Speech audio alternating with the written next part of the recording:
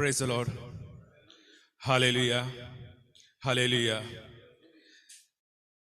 കർത്താവായ യേശുവിൻ്റെ മഹത്വമുള്ള നാമം മഹത്വപ്പെടുത്തായിത്തീരട്ടെ. യേശുവിൻ്റെ നാമത്തിൽ നിങ്ങൾക്ക് എല്ലാവർക്കും സ്നേഹവന്ദനം അർപ്പിക്കുന്നു.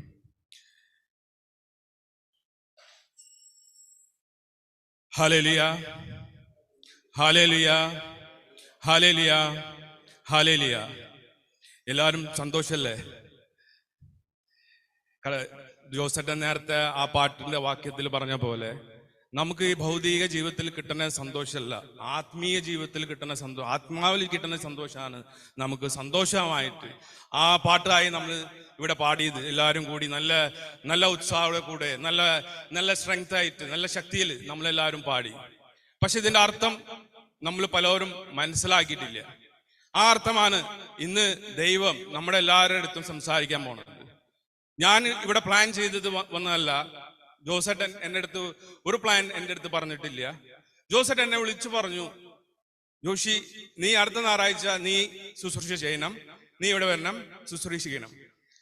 ഞാൻ പറഞ്ഞു, ചിരിച്ച് ജോസേട്ടനെ പറഞ്ഞു, അതെ ജോസേട്ട ഞാൻ തയ്യാറാണ്, I am ready to do it.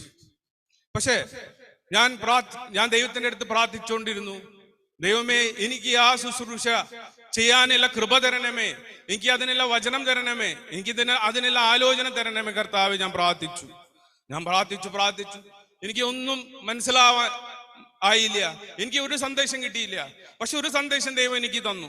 ആ സന്ദേശമായിരുന്നു, നീ ഒരാളിനെ പോയി കാണ്, ആ ആളുടെ അടുത്ത് നിനക്ക് സന്ദേശം കിട്ടും. ആള് ഞാൻ അറിയാം, എല്ലാവരും അറിയാം ആ ആളിനെ, പക്ഷെ ഞാൻ പേര് പറയില്ല. ആ ആളുടെ അടുത്ത് ചെന്നപ്പോ ആ ആൾ എൻ്റെ അടുത്ത് ഒരു കാര്യം എൻ്റെ അടുത്ത് ചോദിച്ചു, എന്റെ ബ്രദറെ, പരിശുദ്ധാത്മാവ് കിട്ടാൻ നമ്മൾ എന്താണ് ചെയ്യേണ്ടത്? എങ്ങനെയാണ് പരിശുദ്ധാത്മാവ് കിട്ടുക? എവിടെ പോയിട്ടാണ് പരിശുദ്ധാത്മാവ് കിട്ടുക? ഞാനത് കേട്ടു, ഞാൻ ഉത്തരം പറഞ്ഞു, ഞാൻ അവിടുന്ന് പോന്നു. ഞാൻ കർത്താവിനോട് ചോദിച്ചു, എന്താണ് സന്ദേശം? ഇതാണ് സന്ദേശം. ഇന്ന് നീ സംസാരിക്കാൻ പോണത് പരിശുദ്ധാത്മാവിനെ പറ്റിയാണ്. ഇന്ന് അനേക സഭകളുടെ ഉള്ളിൽ അനേക ശുശ്രൂഷകളുണ്ട്, അനേക ശുശ്രൂഷകൾ നടക്കുന്നുണ്ട്. പക്ഷെ ഈ എല്ലാ സഭകളുടെ ഉള്ളിൽ പരിശുദ്ധാത്മാവിന്റെ കുറവ്, പരിശുദ്ധാത്മാവിന്റെ സാന്നിധ്യം ഇല്ല. അതാണ് ദുഃഖമില്ല കാര്യം. ഭാരം മനസ്സോടുകൂടി ഞാൻ ഇത് സംസാരിക്കണം നിങ്ങളുടെ അടുത്ത്. നിങ്ങൾ ആരും വേദനിപ്പിക്കാനല്ല, പക്ഷെ എന്നോട് കർത്താവ് പറയുന്ന കാര്യമാണ്, നമ്മളുടെ ഉള്ളില് പരിശുദ്ധാത്മാവ് എവിടെ? ഇന്നത്തെ ശുശ്രൂഷയുടെ ആദ്യത്തെ വചനമാണ് the promise of Holy Spirit. പരിശുദ്ധാത്മാവിന്റെ വാഗ്ദാനങ്ങൾ. പരിശുദ്ധാത്മാവിന്റെ വാഗ്ദാനം പറയുമ്പോ എല്ലാവരും ഭയങ്കര ഉല്ലാസം, ആമേൻ, എനിക്ക് പരിശുദ്ധാത്മാവ്, എന്റെ കയ്യിൽ പരിശുദ്ധാത്മാവ്, എനിക്ക് പരിശുദ്ധാത്മാവ് ലഭിച്ചിട്ടുണ്ട്. പക്ഷെ യോഹന്നാൻ 14 അധ്യായം നമ്മൾ എടുക്കുമ്പോ, യോഹന്നാൻ 14 അധ്യായം 15 മുതൽ 17 വാക്യം ഒന്ന് വായിച്ചോട്ടെ.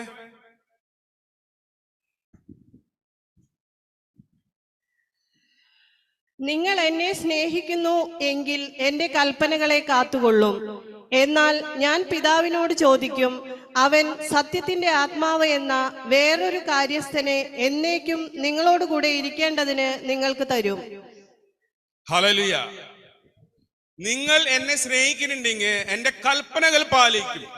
എന്റെ കൽപ്പനകൾ പാലിക്കുമ്പോഴാണ് നിങ്ങൾക്കൊരു സഹായനായ ആത്മാവിനെ അയക്കും. ആ ആത്മാവ് നിങ്ങളെ പഠിപ്പിക്കും. ഇതാണ് പറഞ്ഞത്. പക്ഷെ നമ്മൾ ആദ്യത്തെ അക്ഷരം, ആദ്യത്തെ 14 അധ്യായത്തിന്റെ 15 വാക്യം നമ്മൾ അത് സെൻസർ ചെയ്തു പോയി.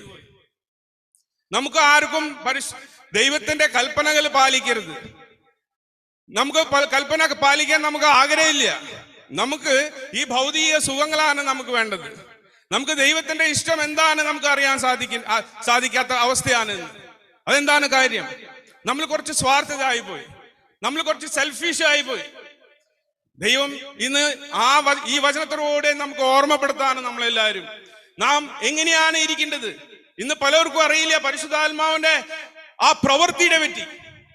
പരിശുദ്ധാത്മാവ് എങ്ങനെയാണ് നമ്മുടെ ജീവിതത്തിൽ പ്രവർത്തിക്കുന്നത്? ഇന്നും പലവരുടെ ചോദ്യം ഇതാണ്, എങ്ങനെയാണ് പരിശുദ്ധാത്മാവിനെ ലഭിക്കുക? എവിടെ പോയിട്ടാണ് ലഭിക്കുക? എന്ത് ചെയ്തിട്ടാണ് ലഭിക്കുക? കർത്താവ് പറയുന്നത് ഇത് നിങ്ങൾ എങ്ങനെ എവിടെ പോയിട്ടല്ല നമ്മൾ ചോദിക്കേണ്ടത്. നമ്മൾ ആ ചോദ്യങ്ങളാണ് നമ്മൾ മാറ്റേണ്ടത്. നമ്മൾ ആ ചോദ്യങ്ങൾ മാറ്റണം. ചോദ്യം അതല്ല എനിക്ക് എപ്പോഴാണ് പരിശുദ്ധാത്മാവ് കിട്ടുക. when you will receive the Holy Spirit, നിങ്ങൾക്ക് എപ്പോഴാണ് ദൈവത്തിന്റെ ആത്മാവ് നിങ്ങൾക്ക് ലഭിക്കുക? എപ്പോഴാണ് ലഭിക്കുക? നിങ്ങൾ ദൈവത്തിന്റെ കൽപ്പന അനുസരിച്ച് ജീവിക്കുമ്പോ, ദൈവം പറഞ്ഞ മാർഗത്തിൽ ജീവിക്കുമ്പോ, ദൈവത്തിന്റെ ഇഷ്ടമനുസരിച്ച് ജീവിക്കുമ്പോഴാണ് ദൈവാത്മാവ് നമ്മളിലേക്ക് കടന്നു വരാ.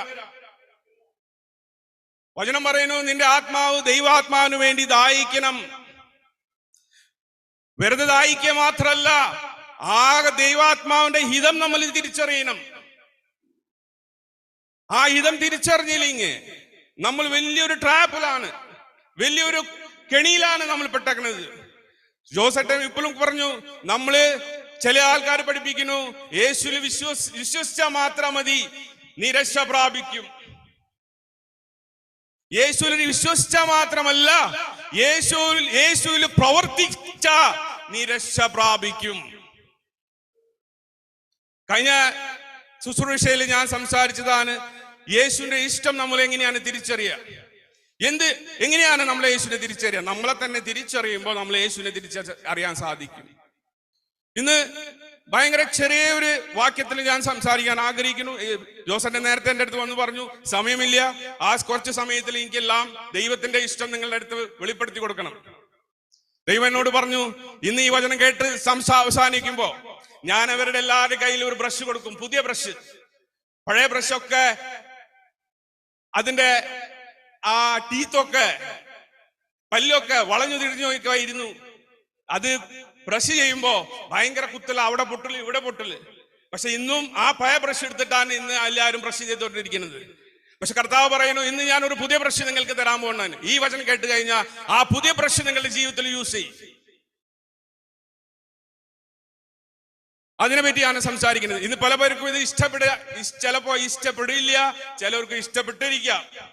പക്ഷേ ആരുടെ ഇഷ്ടപ്പെടലല്ല ഇവിടെ പ്രധാനം. ദൈവത്തിന്റെ മഹത്വം, ദൈവത്തിന്റെ ഇഷ്ടമാണ് ഇവിടെ പ്രധാനം. അതിൽ നമ്മൾ വായിക്കുമ്പോ 1 കൊരിന്ത്യർ 2-ാം അധ്യായം 10 മുതൽ 16 വാക്യം വായിക്കുക.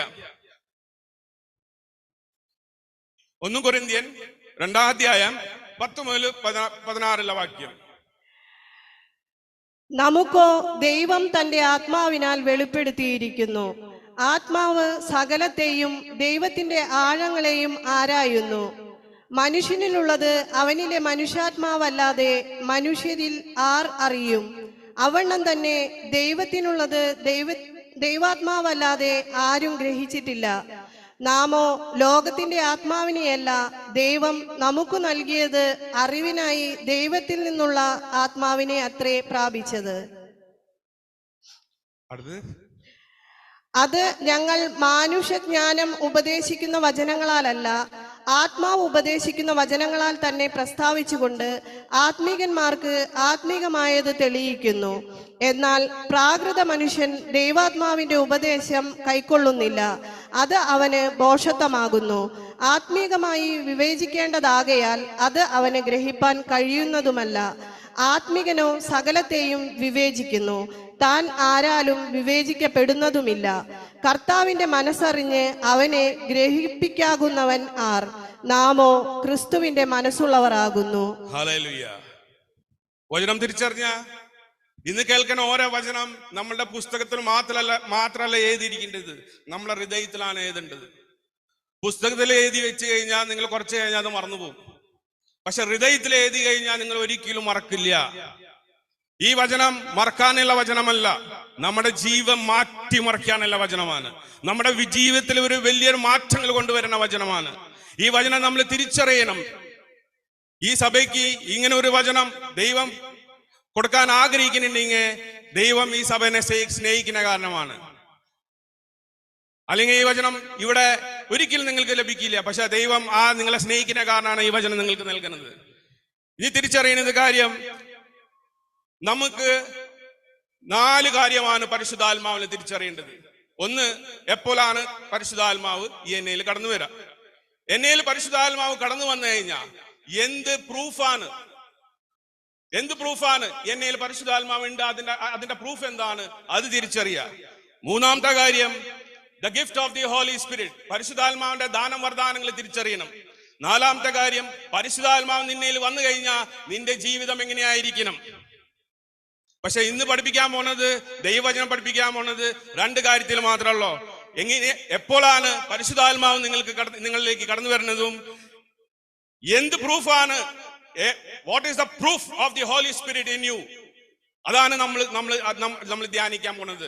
ബാക്കി രണ്ട് വചനം ഇപ്പൊ ഇല്ല, സമയമില്ല, അത് പിന്നെ എപ്പോഴെങ്കിലും പഠിപ്പിക്കാം. പക്ഷെ ഈ കാര്യം, രണ്ട് കാര്യമാണ് നമ്മൾ ഇന്ന് നമ്മുടെ ചിന്താ വിഷയമാക്കുന്നത്, നമ്മൾ അതിനു വേണ്ടി ധ്യാനിക്കേണ്ടത്.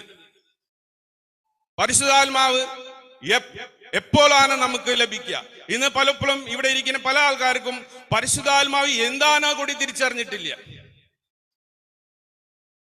എന്താണ് പരിശുദ്ധാത്മാവ്? പലപ്പോഴും ഇവിടെ പാട്ടിലും അല്ലെങ്കിൽ ജോസേട്ടൻ എപ്പോഴും പരിശുദ്ധാത്മാവ് നിറയട്ടെ, പരിശുദ്ധാത്മാവ് വരട്ടെ, പരിശുദ്ധാത്മാവ് നമ്മൾ നിറഞ്ഞു നിൽക്കട്ടെ പറയുമ്പോഴും നമുക്ക് what is the meaning of the holy Spirit, ഇത് നമുക്ക് തിരിച്ചറിഞ്ഞിട്ടില്ല. നമുക്ക് ഒരു ശത്രുവിനെ നേരിടാൻ വേണ്ടി ശത്രുവിന്റെ ശക്തി ആദ്യം മനസ്സിലാക്കണം, എന്നാലാണ് ശത്രുവിനെ നേരിടാൻ പറ്റുള്ളൂ. അതേപോലെ നമുക്ക് ആത്മാവിനെ നമ്മൾക്ക് കൊണ്ടുവരണമെങ്കിൽ, നമ്മൾക്ക് ലഭിക്കാൻ നമ്മൾ ആഗ്രഹിക്കുന്നുണ്ടെങ്കിൽ നമ്മൾ ആത്മാവിനെ വേണ്ടി തിരിച്ചറിയണം. ആത്മാവിന്റെ സ്വഭാവങ്ങൾ എന്താ, ആത്മാവ് എന്നിൽ എന്താ ആഗ്രഹിക്കുന്നത്, അത് നമ്മൾ തിരിച്ചറിയണം. അത് തിരിച്ചറിയാത്ത പക്ഷത്തിൽ നമുക്ക് ദൈവാത്മാവ് നമ്മളിൽ ഒരിക്കലും വസിക്കില്ല. ഞാൻ പറയുന്ന കാര്യം ഒരിക്കലും മറന്നു പോകരുത് കേട്ടോ. ഇത് മറക്കാനുള്ളതല്ല, ഇത് നമ്മുടെ ജീവിതത്തിൽ വലിയ മാറ്റം കൊണ്ടുവരാനാണ്. അപ്പൊ ഈ വചനത്തിൽ നമ്മൾ ആഴമായി ഇതിന്റെ റൂട്ട്, നമ്മുടെ വിശ്വാസത്തിന്റെ റൂട്ടാണ് ഇത്. ഈ റൂട്ടിൽ നമ്മൾ പിടിച്ചില്ലെങ്കിൽ നമ്മളുടെ വൃക്ഷത്തിൽ എത്ര ഫലം കായ്ക്കട്ടെ, ആ ഫലം ഒന്നും രുചിക്കില്ല. അത് തിരിച്ചറിയണം. നാം ആരായാലും എന്തായാലും that fruit is no use in your life and others life, നിങ്ങളുടെ ജീവിതത്തിലും മറ്റുള്ളവരുടെ ജീവിതത്തിലും. അപ്പോ ഈ രണ്ട് കാര്യം തിരിച്ചറിയുക എങ്ങനെയാണ്? അത് ആദ്യത്തെ വചനം യോഹന്നാൻ 3-ാം അധ്യായം 57-ാം വചനം ഒന്ന് വായിച്ചോട്ടെ. John chapter 3 verse 17, 57 sorry.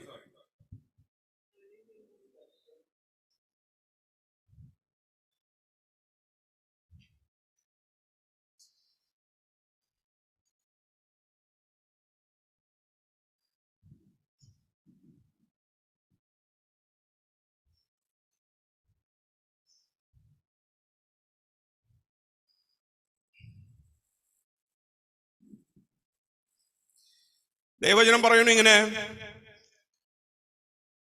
നിങ്ങൾ വിശ്വസിച്ച് സ്നാനം സ്വീകരിക്കി, പശ്ചാത്താപിക്കി, സ്നാനം സ്വീകരിക്കി. Reborn, you have to be reborn. ആ വചനം 3-ാം അധ്യായം യോഹന്നാൻ അധ്യായത്തില്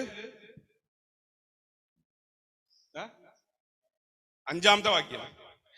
അതിന് യേശു, ആമേൻ ആമേൻ ഞാൻ നിങ്ങളോട് പറയുന്നു, വെള്ളത്താലും ആത്മാവിനാലും ജനിച്ചില്ല എങ്കിൽ ദൈവരാജ്യത്തിൽ കടപ്പാൻ ആർക്കും കഴിയുകയില്ല. ഹല്ലേലൂയ. വെള്ളത്താലും ആത്മാവിൽ ജനിച്ചില്ലെങ്കിൽ ദൈവരാജ്യത്തിൽ കടപ്പാൻ ആർക്കും കഴിയുകയില്ല. അതിന്റെ അർത്ഥം നമ്മൾ വീണ്ടും ജനിക്കണം. ഈ വീണ്ടും ജനനം എന്താണ്? വീണ്ടും ജനനം ചില ആൾക്കാർ വിചാരിച്ചു വെച്ചേക്കുന്നത്, എന്റെ ഒരു 18 വയസ്സായി കഴിഞ്ഞാൽ ഞാൻ സ്നാനമെടുത്തു, ഞാൻ പുതിയ മനുഷ്യനായി മാറി. സ്നാനം എടുത്തോണ്ടല്ല ഒരു പുതിയ മനുഷ്യനാവുന്നത്. സ്നാനം നമുക്ക് ദൈവിക രാജ്യത്തിന്റെ ആ പടിയുടെ ആദ്യത്തെ ആദ്യം പ്രവേശനം പടിയാണ്. എനിക്കറിയാം, ഞാൻ ബോംബെയിലായിരിക്കുന്ന സമയത്ത് ഒരു സഭയില് ഒരു ദമ്പതിമാർക്ക്, ഒരു കുടുംബത്തിന് ഫുള്ളായിട്ട് സ്നാനം കൊടുക്കാൻ എന്നോട് ക്ലാസ് എടുക്കാൻ പറഞ്ഞു. എടുക്കാൻ പറഞ്ഞപ്പോ ഞാൻ ക്ലാസ് എടുത്ത് കഴിഞ്ഞപ്പോ എന്നോട് അവര് പറഞ്ഞു, ഞങ്ങളോട് ഞങ്ങളുടെ പാസ്റ്റർ പറഞ്ഞു, നിങ്ങൾ സ്നാനം എടുത്തു കഴിഞ്ഞാൽ സ്വർഗത്തിൽ പോയിരിക്കും. നിങ്ങൾ സ്നാനം എടുത്തു കഴിഞ്ഞാൽ സ്വർഗത്തിൽ പോയിരിക്കും.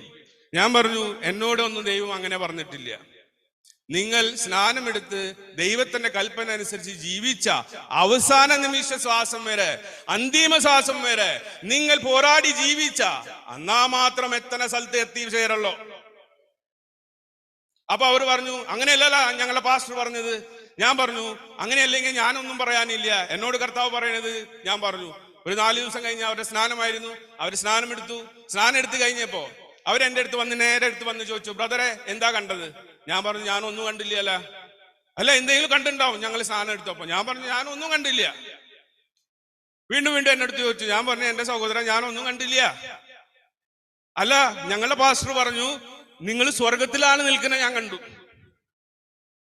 നിങ്ങൾ സ്വർഗത്തിലാണ് ഞാൻ നിൽക്കണ കണ്ടു. ഞാൻ പറഞ്ഞു, സമയം വെളിപ്പെടുത്തി തരും. നിങ്ങൾ സ്വർഗത്തിലാണോ വേറെ എവിടെയെങ്കിലാണോ? 5 മാസം കഴിഞ്ഞപ്പോ ഈ സഹോദരൻ, ഈ കുടുംബം മൊത്തം വിശ്വാസിയായ വന്ന് ജലസ്നാനം സ്വീകരിച്ച് സ്വർഗത്തിലാണ്. ആ വിശ്വാസത്തില് 5 മാസം നടന്ന് 6ാമത്തെ മാസം അതേ ശങ്കരൻ അതേ തെങ്ങിന്റെ മേലെ കയറി അതേ ആദ്യത്തെ വിശ്വാസത്തിലേക്ക് കടന്നു ചെന്നു. അപ്പൊ ഞാൻ പാസ്റ്ററോട് ചോദിച്ചു, എന്റെ പാസ്റ്ററെ, എന്താണ് ഇത് പഠിപ്പിക്കുന്നത്?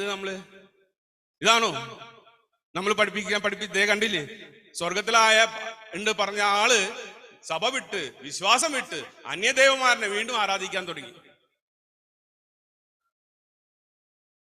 അപ്പൊ നിങ്ങൾ ഇവിടെ എല്ലാവരും ഇരിക്കുന്ന ആൾക്കാർ പറയും, ഞങ്ങളപ്പൊ ഇത് ചെയ്തതൊക്കെ വെറുതെ ആയി പോയില്ല അല്ലേ? ചിന്തിക്കണ്ടാവും അല്ലേ? അങ്ങനെ ചിന്തിക്കണ്ടട്ടാ, വെറുതെ ആവില്ല. ആ വെറുതെ ആവാണ്ടിരിക്കാനല്ലേ എന്റെ പോലത്തെ ഒരു ചെറിയ മനുഷ്യനെ നിങ്ങളുടെ മുന്നിൽ നിർത്തിയേക്കണത്. അങ്ങനെ എങ്ങനെ വെറുതെ ആവാ? ഒരിക്കലും വെറുതെ ആവില്ല. There is a purpose for the God's plan. ദൈവത്തിന്റെ പദ്ധതിക്ക് ഒരു ലക്ഷ്യമുണ്ട്, ഒരു ഉദ്ദേശമുണ്ട്. ആ ഉദ്ദേശം നമ്മളിൽ നടത്തിയിരിക്കും ദൈവം. പക്ഷെ ആ ഉദ്ദേശം തിരിച്ചറിയാൻ വേണ്ടി ദൈവത്തിന്റെ വചനം, പറയുന്ന വചനം കേട്ട് സ്വീകരിച്ച് നമ്മുടെ ഉള്ളിൽ അതൊരു ഫലമായി പുറപ്പെടുപ്പിക്കണം. That we have to do. അതാണ് നമ്മൾ ചെയ്യേണ്ടത്. അത് നമ്മൾ ചെയ്തില്ലെങ്കിൽ ഒരിക്കലും നമ്മൾ ഒരു പുതിയ മനുഷ്യൻ, പുതിയ സൃഷ്ടിയായി മാറില്ല. ഈ പുതിയ സൃഷ്ടിയുടെ മീനിങ് എന്താണ് അറിയോ? അത് ഗലത്യൻ 5-ാം അധ്യായം 16 മുതൽ 26 വചനം നമ്മൾ വായിച്ചു കഴിഞ്ഞാൽ നമുക്ക് മനസ്സിലാവും എന്താണ് ഈ പുതിയ സൃഷ്ടി. അവിടെ ആത്മാവും മനുഷ്യന്റെ നേച്ചറും ആത്മാവിന്റെ നേച്ചർ തമ്മിലുള്ള വ്യത്യാസമാണ് നമുക്ക് അവിടെ പഠിപ്പിച്ചു തരുന്നത്. ഗലത്യർ 5-ാം അധ്യായത്തിൽ ഒന്ന് വായിച്ചോട്ടെ. ആത്മാവിനെ അനുസരിച്ച് നടപ്പിൻ, എന്നാൽ നിങ്ങൾ ജഡത്തിന്റെ മോഹം നിവർത്തിക്കുകയില്ല എന്ന് ഞാൻ പറയുന്നു. ജഡാഭിലാഷം ആത്മാവിനും ആത്മാഭിലാഷം ജഡത്തിനും വിരോധമായിരിക്കുന്നു. നിങ്ങൾ ഇച്ഛിക്കുന്നത് ചെയ്യാതെ വണ്ണം അവ തമ്മിൽ പ്രതികൂലമല്ലോ. ആത്മാവിനെ അനുസരിച്ച് നടക്കുന്നു എങ്കിൽ നിങ്ങൾ ന്യായപ്രമാണത്തിന് കീഴുള്ളവരല്ല. ജഡത്തിന്റെ പ്രവൃത്തികളോ ദുർനടപ്പ്, അശുദ്ധി, ദുഷ്കാമം, വിഗ്രഹാരാധന, ആഭിചാരം, പക, പിണക്കം, ജാരശങ്ക, ക്രോധം, ശാഠ്യം, ദ്വന്ദ്വപക്ഷം, ഭിന്നത, അസൂയ, മദ്യപാനം, വെറിക്കൂത്ത് മുതലായവ എന്ന് വെളിവാകുന്നു. ഈ വക പ്രവർത്തിക്കുന്നവർ ദൈവരാജ്യം അവകാശമാക്കുകയില്ല എന്ന് ഞാൻ മുൻപേ പറഞ്ഞതുപോലെ ഇപ്പോഴും നിങ്ങളോട് മുൻകൂട്ടി പറയുന്നു. ഹല്ലേലൂയ. ഈ പറഞ്ഞ ക്വാളിറ്റി നമ്മളിലെല്ലാവരിലുണ്ടെങ്കിൽ എങ്ങനെയാണ് നമ്മൾ പറയുന്നത് നമ്മൾ ദൈവാത്മാവിൽ വസിക്കുന്ന വ്യക്തികളാണ്? എങ്ങനെയാണ് പറയാൻ സാധിക്കുക? ഒരിക്കലും ഇല്ല. ഈ മേലെ പറഞ്ഞ എല്ലാ ക്വാളിറ്റി നമ്മുടെ ഉള്ളിൽ ഉണ്ടെങ്കിൽ നമ്മൾ ഇപ്പോഴും മാനുഷിക ചിന്തനയിൽ ജീവിക്കുന്ന വ്യക്തികളാണ്. We are still under the human nature. നമ്മൾ ഇപ്പോഴും മാനുഷിക ചിന്തനയിൽ ജീവിക്കുന്ന വ്യക്തികളാണ്. പിന്നെ നമ്മൾ പറയും ഞാൻ ആത്മാവിൽ ആരാധിക്കുന്ന വ്യക്തിയാണ്. ആര് പറഞ്ഞു? നാം പറയുന്നു ഞാൻ ആത്മാവിൽ ആരാധിക്കുന്ന വ്യക്തിയാണ്. ദൈവം പറഞ്ഞോ? ഇല്ല. ദൈവം നമ്മുടെ ഹൃദയം പരിശോധിക്കുന്ന ദൈവമാണ്. ഇത് തിരിച്ചറിയണം. ഇത് നമ്മൾ ഇന്ന് ഈ പകൽക്കാലം നമ്മൾ തിരിച്ചറിയണം. ഞാൻ ആരാണ്? ഞാൻ എന്തായിരിക്കണം എന്റെ ദൈവം ആഗ്രഹിക്കുന്നത് അത് ഞാൻ ആയിരിക്കണം. എന്റെ ജീവിതത്തില് ഞാൻ ദൈവത്തിനെ തിരിച്ചറിയാൻ കുറച്ച് വൈകിപ്പോയി ഞാൻ ദൈവത്തിനെ തിരിച്ചറിയാൻ. പക്ഷെ തിരിച്ചറിഞ്ഞപ്പോ ആ ദൈവത്തിന് വേണ്ടി എന്റെ ജീവിതം ഞാൻ സമർപ്പിച്ചു. നേരത്തെ കഴിഞ്ഞ ശുശ്രൂഷയിൽ പറഞ്ഞ പോലെ ഞാൻ പാപത്തിന്റെ ചലിക്കുണ്ടില് ഞാൻ വളർന്നു വന്നതാണ്. ഞാൻ ജീവിച്ചത് വിക്രോലി പറഞ്ഞ ഒരു സ്ഥലത്താണ്. വിക്രോലി പറഞ്ഞ സ്ഥലം ബോംബെയില് ഒരു 30 കൊല്ലം മുമ്പ് ഒരു ക്രിമിനൽ ലിസ്റ്റ് ആയിട്ടാണ് പ്രഖ്യാപിച്ചത്. ബോംബെയില് അവിടെ അണ്ടർവേൾഡ് ഡോൺ, അവിടെ എല്ലാ കാര്യങ്ങളും വിക്രോളിയിലാണ് നടക്കുക. എല്ലാ ഗാങ്സ്റ്ററും അവിടെയാണ്. അപ്പോ ഈ ചെറുപ്പത്തിലെ മുതല് ഞാൻ ഈ ഗാങ്സ്റ്ററിനും ഈ ബാക്കിയുള്ള ആൾക്കാരനെ കണ്ടു വളർന്നതാണ്. അങ്ങനെ എന്റെ ജീവിതം വളർന്ന് ഞാനും അതിലത്തെ ഒരു അംഗമായി മാറി. ക്രൈം, എല്ലാ തെറ്റുകളും ഞാൻ ചെയ്യാൻ തുടങ്ങി. ദൈവത്തിനെ തിരിച്ചറിഞ്ഞിട്ടില്ല. നിങ്ങൾ വിശ്വസിക്കുന്ന പോലെ ഞാൻ ദൈവത്തിനൊന്നും അന്ന് വിളിച്ചിട്ടില്ല. ഞാൻ ദൈവത്തിനെ ഒന്നും തിരിച്ചറിഞ്ഞിട്ടില്ല. ഞാൻ ബൈബിൾ കൂടി വായിച്ചിട്ടില്ല. അങ്ങനെ ഒരു ദിവസം ഇങ്ങനെ പ്രവർത്തിച്ചുകൊണ്ടിരിക്കുന്ന സമയത്ത്, ഇങ്ങനെ ദൈവത്തിന്റെ എതിരായി പ്രവർത്തിച്ചുകൊണ്ടിരിക്കുന്ന സമയത്ത് എന്നോട് എന്റെ കൂടെ ജോലി ചെയ്യുന്ന ആള് എന്റെ കൂടെ ബോഡി ഗാർഡായിട്ട് ആയിക്കോട്ടെ, എന്തായിക്കോട്ടെ, ആൾ എന്റെ അടുത്ത് പറഞ്ഞു, ആളൊരു ഗോവൻസ് ക്രിസ്ത്യൻ ആണ്. ആൾ എന്റെ അടുത്ത് പറഞ്ഞു, എന്റെ ജോഷി, ഇതൊക്കെ നീ നമ്മളൊക്കെ ഇത് എന്തിട്ട് ചെയ്തു കൂട്ടണേ, നമുക്കൊരു ധ്യാനം കൂടാം. ഞാൻ പറഞ്ഞു, എന്താ ധ്യാനം? എന്താ ഈ ധ്യാനം? അത് നീ വാ, എല്ലാ കാശ്. അപ്പൊ പറഞ്ഞു, ഞാൻ കാശ് കൊടുത്തിട്ട് ഞാനൊന്നും പോവില്ല, അത് ഞാൻ കാശ് കൊടുക്കാം. എങ്ങനെ? കല്യാണില് താബോർ ആശ്രമം പറഞ്ഞൊരു ആശ്രമില് എന്നെ ധ്യാനം, എന്റെ മനസ്സേ ഇല്ല എനിക്ക് പോവാൻ വേണ്ടിയിട്ട്. പക്ഷെ അയാൾ എന്നെ പിടിച്ച്, അയാളും എന്റെ കൂടെ തന്നെ ഈ തിന്മ ചെയ്തുകൊണ്ട് നടക്കുക. അയാൾ എന്നെ കൊണ്ടുപോയി അവിടെ കൊണ്ട് ഇരുത്തി. ഞാൻ പറഞ്ഞു, എന്തിട്ടാ ഈ സ്ഥലത്ത് കൊണ്ട് എന്നെ ഇരുത്തിയേക്കണേ? അങ്ങനെ കുറച്ചു നേരം എനിക്ക് ഭയങ്കര അസ്വസ്ഥമായി. അവിടെ ആ അച്ഛൻ, കൊച്ചുമാത്യു അച്ഛൻ പറഞ്ഞ ഒരു അച്ഛൻ, ആ അച്ഛൻ പ്രസംഗിച്ചുകൊണ്ടിരിക്കുമ്പോ പാപത്തിന്റെ ക്ലാസ് ആണ് എടുത്തുകൊണ്ടിരിക്കുന്നത്. ആദ്യത്തെ ദിവസം ഈ പാപത്തിന്റെ ക്ലാസ് ഞാൻ കേട്ട് ആദ്യം കേട്ടപ്പോ ഭയങ്കര ഇറിറ്റേഷനായി. എനിക്ക് ഭയങ്കര ഇറിറ്റേറ്റ്. ഇത് എന്താ പറയുന്നത്? ഇവര് എന്താ, ഞാനിത് ചെയ്തു കൂട്ടുന്ന പാപമാണ്. അപ്പോ ഞാൻ കേട്ടപ്പോ എനിക്ക് ഭയങ്കര ഇറിറ്റേഷൻ ആണ് ഇതിലേക്ക് കടന്നു വന്നത്. ഞാൻ പറഞ്ഞു, ഞാൻ പോവാണ്. ഇരിക്കടാ, ഈ കുറച്ചു നേരം ഇരിക്കും, കുറച്ചുകൂടെ കേട്ടിരിക്കും. അങ്ങനെ ഞാൻ കുറച്ചുകൂടി കേട്ടിരുന്നു. ഒരു 2 മണിക്കൂർ കഴിഞ്ഞപ്പോ ഞാൻ തന്നെത്താനെ എന്റെ കണ്ണീന്ന് കണ്ണീര് ഇങ്ങനെ വന്നുകൊണ്ടിരുന്നു. തന്നെത്താനെ ഞാൻ അറിഞ്ഞും കൂടിയില്ലേ ഞാൻ കരയുന്ന കാര്യം. ഞാൻ കരയാൻ തുടങ്ങി, ഒച്ചത്തിൽ കരയാൻ തുടങ്ങി. എന്റെ കർത്താവേ, ഞാൻ പാപിയാണ്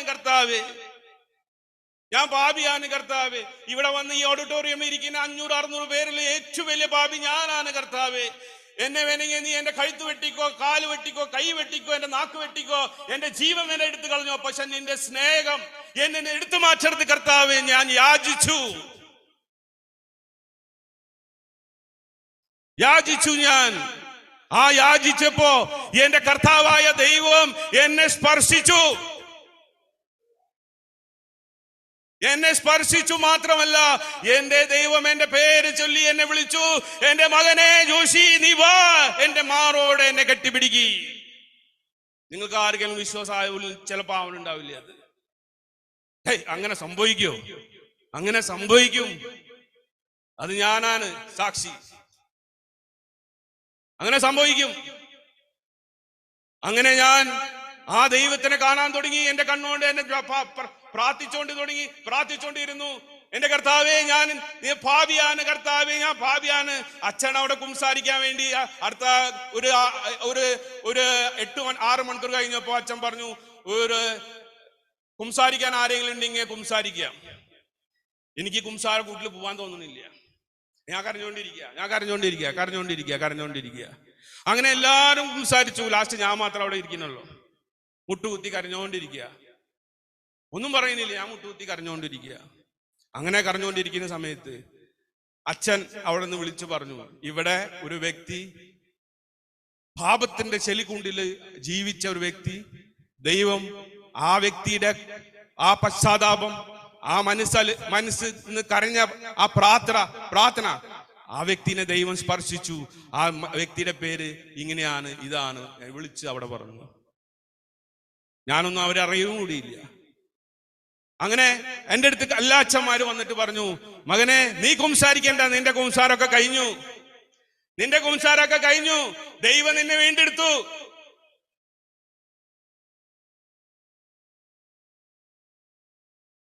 അപ്പോ rituals are not important in this world.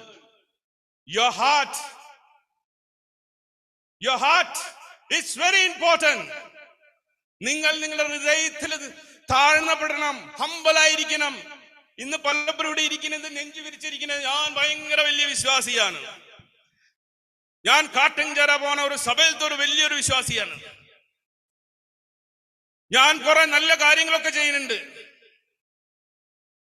ഞാൻ കുറെ ആരാധിക്കുന്നുണ്ട്, സ്തുതിക്കുന്നുണ്ട്.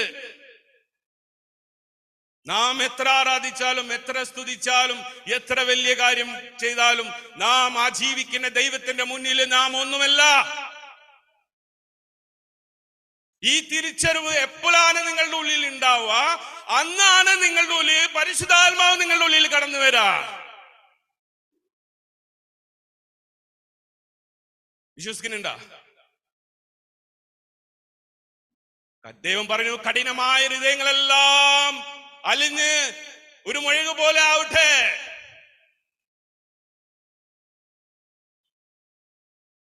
നമ്മുടെ ഹൃദയമൊക്കെ കഠിനമാക്കി മാറ്റിയേക്കാൻ.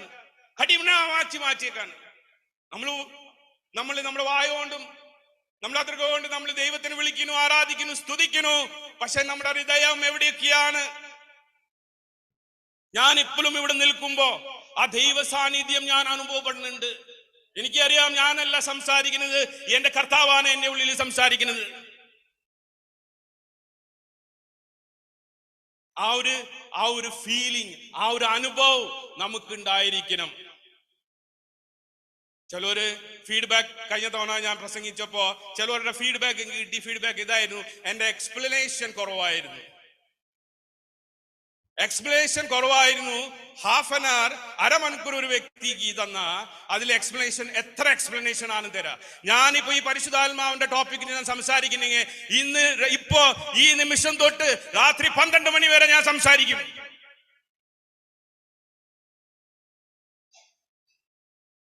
നിങ്ങൾക്ക് വേണം explanation? I will give you the explanation. Explanation is not important. Whatever is important is that the things which the God has spoken to you should understand it and receive it. നിങ്ങളെടുത്ത് explanation അല്ല, ദൈവത്തിന്റെ വചനം, കേട്ട വചനം നമ്മുടെ ജീവിതത്തിൽ നമ്മൾ സ്വീകരിക്കുക, മനസ്സിലാക്കുക. അതാണ് ഏറ്റവും വലിയ കാര്യം. ഞാൻ കഴിഞ്ഞ മാസം സംസാരിച്ചത് ആർക്കൊക്കെ മനസ്സിലായില്ല ഒന്ന് കൈ പൊന്തിച്ചോട്ടെ. ചെറിയ കുട്ടികളുടെ പോലെയാണ് ഞാൻ സംസാരിക്കുക. I am not a wise man. I am a little small man. ഞാൻ വലിയ മനുഷ്യനല്ല, എന്റെ വാക്കുകളൊന്നും വലുതല്ല, ഭയങ്കര ചെറിയായ വാക്കുകൾ, നിങ്ങൾക്ക് മനസ്സിലാക്കുന്ന പോലെ രൂപത്തിൽ ഞാൻ വാക്കുകൾ പറയുന്നു. ഇതാണ് നമ്മുടെ ജീവിതത്തിൽ നമ്മൾ വേണ്ടത്. എന്താണ് വേണ്ടത്? നമ്മുടെ ജീവിതത്തിൽ നമ്മൾ തന്നെ മനസ്സിലാക്കി പശ്ചാത്താപിക്കണം. കരുണയ്ക്ക് വേണ്ടി ദൈവത്തിന്റെ അടുത്ത് പ്രാർത്ഥിക്കുക. ഇന്ന് നമ്മൾ എത്ര നന്മ ചെയ്ത വ്യക്തിയായാലും കരുണയ്ക്ക് വേണ്ടി പ്രാർത്ഥിക്കുക. കരുണയ്ക്ക് വേണ്ടി പ്രാർത്ഥിക്കുക. നിങ്ങൾ കരുണയ്ക്ക് വേണ്ടി പ്രാർത്ഥിച്ചില്ലെങ്കിൽ നിങ്ങളുടെ ജീവിതത്തിൽ ഒരിക്കലും മാറ്റം ഉണ്ടായിരിക്കില്ല. നിങ്ങൾ ഇങ്ങനെ പോവും, ഇങ്ങനെ മരിച്ചു പോകും. ചിലർ പറയും എല്ലാ മക്കളും ദൈവത്തിന്റെ മക്കളാണ്. അപ്പോ നമ്മള് എങ്ങനെയാണ്? നമ്മളെല്ലാവരും ദൈവത്തിന്റെ ആത്മാവല്ല. ആര് പറഞ്ഞു നമ്മളെല്ലാവരും ദൈവത്തിന്റെ മക്കളാണ്? ആര് പറഞ്ഞു? നിങ്ങൾ തന്നെ സ്റ്റാമ്പ് എടുക്കാൻ, നിങ്ങൾ തന്നെ അടിക്കുക. ആര് പറഞ്ഞു നിങ്ങൾ ദൈവത്തിന്റെ മക്കളാണ്? ആര് പറഞ്ഞു? വചനം കേട്ടോ, യോഹന്നാൻ 1:13 John chapter 1 verse 13.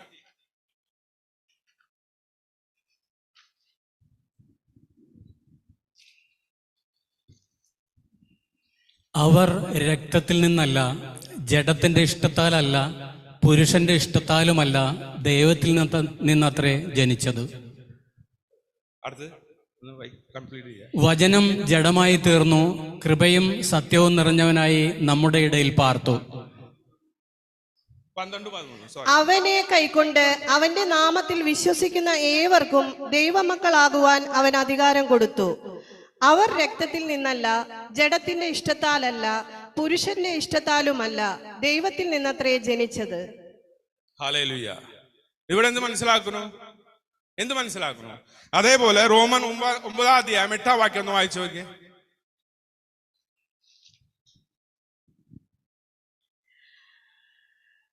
അതിന്റെ അർത്ഥമോ, ജഡപ്രകാരം ജനിച്ച മക്കളല്ല ദൈവത്തിന്റെ മക്കൾ, വാഗ്ദത്ത പ്രകാരം ജനിച്ച മക്കളെ അത്രേ സന്തതി എന്ന് എണ്ണുന്നു.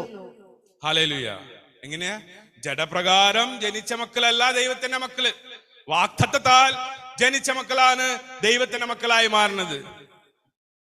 പരിശുദ്ധാത്മാവിന്റെ വാഗ്ദത്തം എന്താണ്? നിങ്ങൾ എന്നെ സ്നേഹിക്കുന്നുണ്ടെങ്കിൽ നിങ്ങൾ എന്റെ കൽപ്പന പാലിച്ചിരിക്കും. ആ വാഗ്ദത്തത്തിൽ നമ്മൾ വിശ്വസിക്കണം, ആ വാഗ്ദത്തത്തിൽ നമ്മൾ ജീവിക്കണം. എന്നാലാണ് നമ്മുടെ ജീവിതത്തിൽ ദൈവ അനുഗ്രഹം, പരിശുദ്ധാത്മാവിന്റെ ശക്തി നമ്മളിൽ വ്യാപിക്കല്ലോ. ഇനി അടുത്ത കാര്യമാണ്, എങ്ങനെയാണ് തിരിച്ചറിയാൻ നമ്മൾ പരിശുദ്ധാത്മാവ് നമ്മളിൽ ഉള്ളിലുണ്ട് ഇല്ലേ? എന്ത് ക്വാളിറ്റിയാണ് നമുക്ക് വേണ്ടത്? ഞാൻ വേഗം നിങ്ങളുടെ അടുത്ത് പറയാം, ഇനി 5 മിനിറ്റ് ഉള്ളൂ. ആദ്യത്തെ ക്വാളിറ്റി ആത്മാവില് ആരാധന. രണ്ടാമത്തെ ക്വാളിറ്റി പരിശുദ്ധാത്മാവില് ദൈവകൽപ്പന പാലിക്കപ്പെടാം. മൂന്നാമത്തെ ക്വാളിറ്റി ദൈവവചനം ശുശ്രൂഷ നമ്മൾ ചെയ്തിരിക്കണം. ഒരുവന്റെ ഉള്ളിൽ ദൈവാത്മാവുണ്ടെങ്കിൽ അവൻ ദൈവത്തിന് വേണ്ടി വേല ചെയ്തിരിക്കും, ദൈവത്തിന് വേണ്ടി ജീവിച്ചിരിക്കും, ദൈവത്തിന് വേണ്ടി അവന്റെ ജീവിതം കൊടുത്തിരിക്കും. നാലാമത്തത് സ്പിരിറ്റ് നെവർ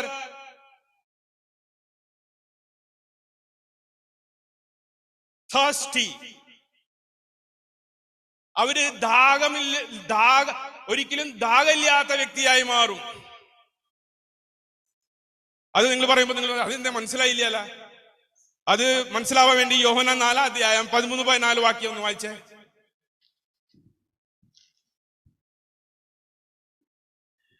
യേശു അവളോട്, ഈ വെള്ളം കുടിക്കുന്നവന് എല്ലാം പിന്നെയും ദാഹിക്കും, ഞാൻ കൊടുക്കുന്ന വെള്ളം കുടിക്കുന്നവനോ ഒരു നാളും ദാഹിക്കുകയില്ല. പരിശുദ്ധാത്മാവ് ഒരു വ്യക്തിയുടെ ഉള്ളിൽ കടന്നു വന്നു കഴിഞ്ഞാൽ അവർക്ക് ദാഹമില്ല. അടുത്ത അർത്ഥം പറഞ്ഞു കഴിഞ്ഞാൽ പിന്നെ അവർക്ക് എവിടെയും പോയി അന്വേഷിക്കേണ്ട ആവശ്യമില്ല. അവരുടെ ഉള്ളിൽ ദൈവമുണ്ട്, അവരുടെ ഉള്ളിൽ ദൈവം പ്രവർത്തിക്കുന്നുണ്ട്. എന്റെ ഉള്ളിൽ ദൈവമുണ്ട്. ഞാൻ പറയാണ്, എനിക്ക് ദൈവത്തിനെ അറിയാൻ പോണം. ഞാൻ എവിടെയാ പോണ്ടത്? എവിടെയാണ് ധ്യാനം? എവിടെയാണ് പാസ്റ്റർ വരുന്നത്? എവിടുന്ന് ഏത് ലോകത്തിന്റെ പാസ്റ്ററാ വരുന്നത്? ഒന്ന് ഓടിപ്പോട്ടെ, ഒന്ന് കാണട്ടെ. അങ്ങനെ നിങ്ങളുടെ മനസ്സിലുണ്ടെങ്കിൽ നിങ്ങളുടെ ഉള്ളിൽ പരിശുദ്ധാത്മാവില്ല.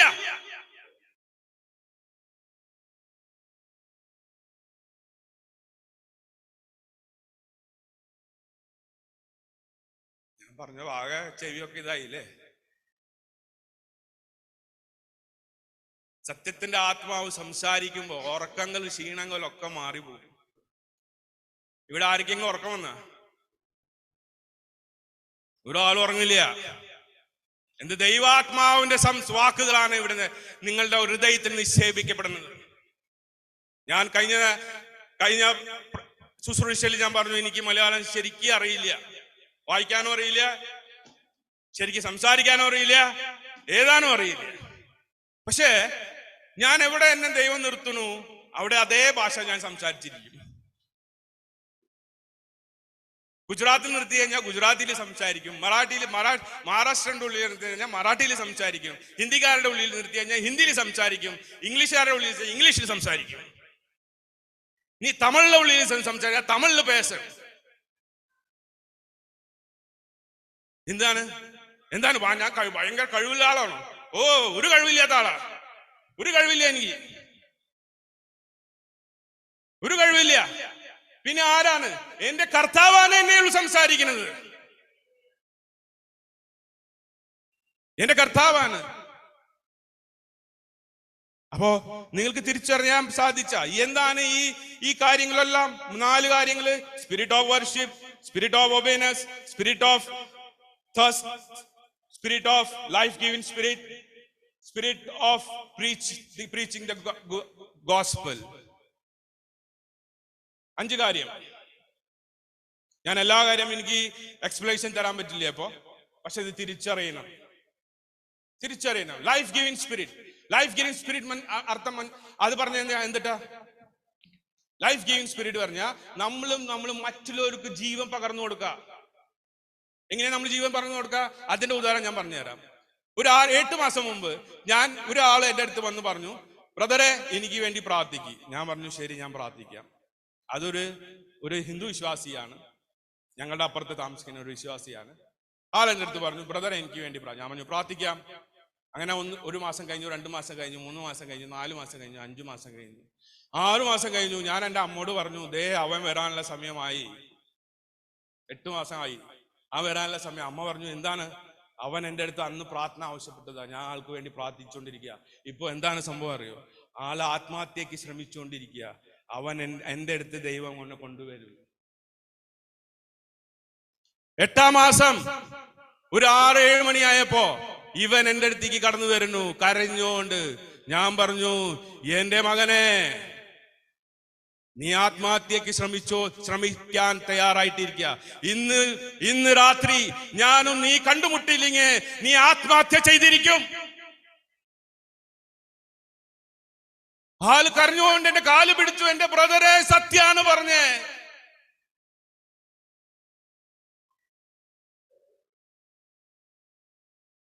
You got the point? മനസ്സിലായ? നിങ്ങൾ എങ്ങനെയാണ് എല്ലാവരും ജീവൻ പകർന്നു കൊടുക്കേണ്ടത്? ഇന്നാള് ജീവിച്ചിരിക്കുന്നുണ്ട്. That is the power of word of God. ഇല്ലേ? തോന്നില്ലേ? ഇത് കേൾക്കുന്ന ആൾക്കാരുടെ ഉള്ളിലൊക്കെ ആ ഫയർ ഉള്ളിൽ ചെന്നില്ലേ? ഈ സഭയുടെ ഉള്ളിൽ പരിശുദ്ധാത്മാവിന്റെ വളർച്ച ദൈവം കാണാൻ ആഗ്രഹിക്കുന്നു. ദൈവം കാണാൻ ആഗ്രഹിക്കുന്നു. നിങ്ങൾ കാണാൻ ആഗ്രഹിക്കണ്ട. അതാണ് ദൈവത്തിന്റെ ഉത്തരം പറയേണ്ടത്. നിങ്ങൾ ഒരു കുഷ്ഠരോഗിയുടെ അടുത്ത് യേശു വന്ന് ചോദിച്ചു, നിനക്ക് സുഖം പ്രാപിക്കാൻ നിനക്ക് ആഗ്രഹമുണ്ട? കുഷ്ഠരോഗി പറഞ്ഞു, റാബി, എനിക്ക് ആഗ്രഹമുണ്ട്.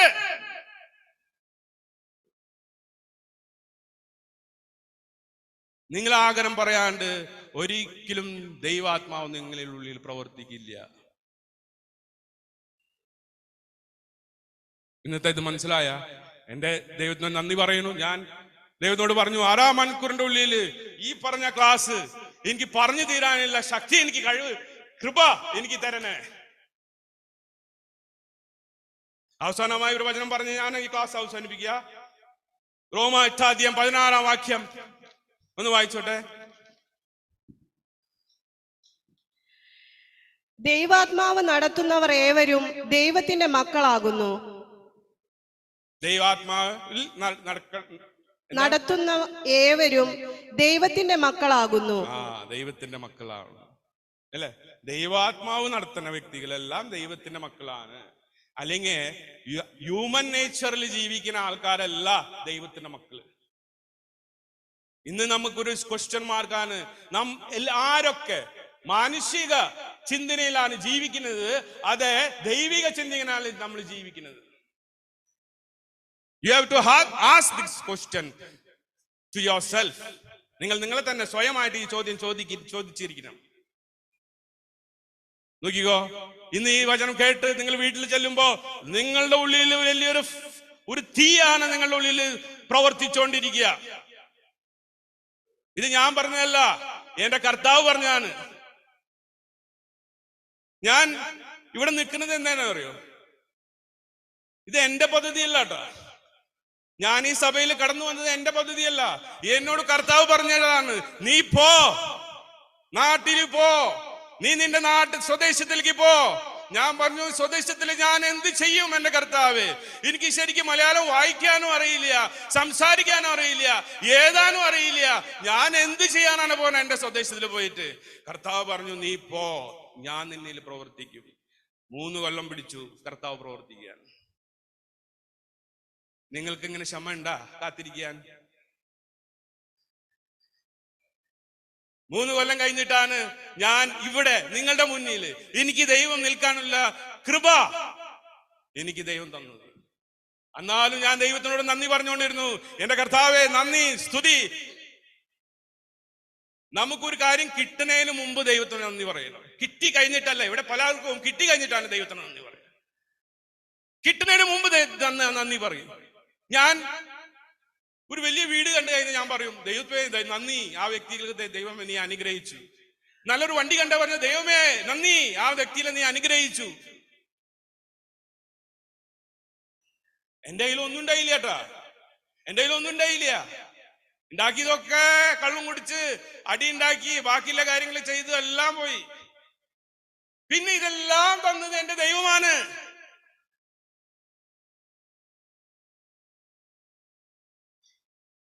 ആദ്യം എന്റെ രാജ്യം, നീതി അന്വേഷിക്കുക, ബാക്കിയെല്ലാം നിന്നിൽ കൂട്ടിച്ചേർക്കപ്പെടും. You got the point? This is the word of God which we have to receive from your heart, not from your mind, but heart. നിങ്ങളുടെ ഹൃദയത്തിൽ നിങ്ങൾ സ്വീകരിക്കണം, ബുദ്ധിയിൽ സ്വീകരിക്കരുത്. ബുദ്ധിയിൽ സ്വീകരിച്ച ഇവിടുന്ന് എണീറ്റ് പോയി കഴിഞ്ഞാൽ അതൊക്കെ മറന്നുപോകും. പക്ഷെ ഹൃദയത്തിൽ നിന്ന് നിങ്ങൾ നിക്ഷേപിച്ചു കഴിഞ്ഞാൽ ഒരിക്കലും നിങ്ങൾ മറക്കില്ല. എന്റെ കുഞ്ഞുമക്കളെ, നിങ്ങൾക്ക് മനസ്സിലായ? നിങ്ങൾ വളർന്നു വരുമ്പോ പരിശുദ്ധാത്മാവിന്റെ ശക്തിയാൽ വളർന്നു വരണം. ദൈവത്തിന് മഹത്വം ഉണ്ടായിരിക്കട്ടെ. യേശുവേ, കർത്താവെ, നന്ദി പറയുന്നു, സ്തുതി പറയുന്നു. ഇന്ന് ഈ പകൽക്കാലം ഇവിടെ നിന്ന് സംസാരിക്കാനും എന്നെ ശക്തിപ്പെടുത്തിയ ദൈവത്തിന് വീണ്ടും കർത്താവെ മഹത്വപ്പെടുത്തുന്നു. കർത്താവെ, thank you Father, thank you Jesus, thank you Holy Spirit. Oh Father, in Jesus the mighty name we pray. Amen.